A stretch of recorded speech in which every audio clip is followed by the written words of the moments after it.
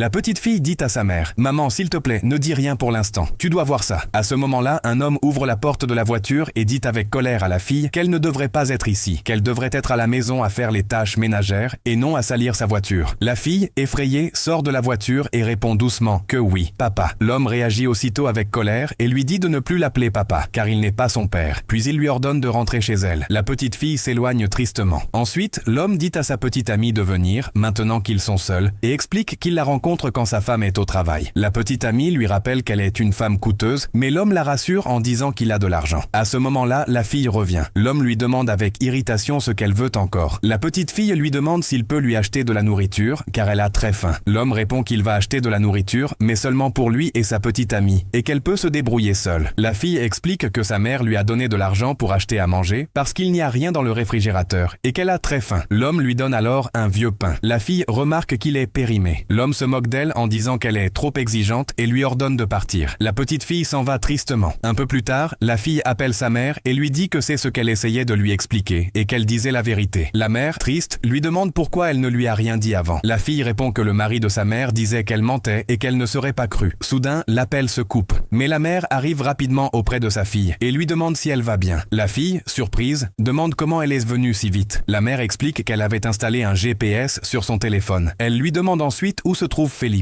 La fille conduit sa mère jusqu'à son beau-père. Dès que le mari voit sa femme, celle-ci le gifle fortement et lui dit avec colère que c'est la dernière fois qu'il parle ainsi à sa fille et que s'il lui fait encore du mal, il ne pourra plus jamais l'approcher. Le mari prétend que la fille a été impolie, mais la femme lui répond de ne pas essayer de la tromper, car elle a tout vu. Elle lui demande aussi qui est la femme qui l'accompagne. Le mari affirme que c'est sa cousine, mais la femme lui dit qu'elle n'est pas stupide. Grâce à sa fille, elle a découvert ce qu'il faisait dans la voiture, car l'appel vidéo s'est déclenché soudainement. Finalement, elle lui ordonne de prendre ses affaires et de quitter immédiatement sa maison s'il ne veut pas d'ennui. La femme chasse son mari et sa petite amie, puis remercie sa fille de lui avoir dit la vérité.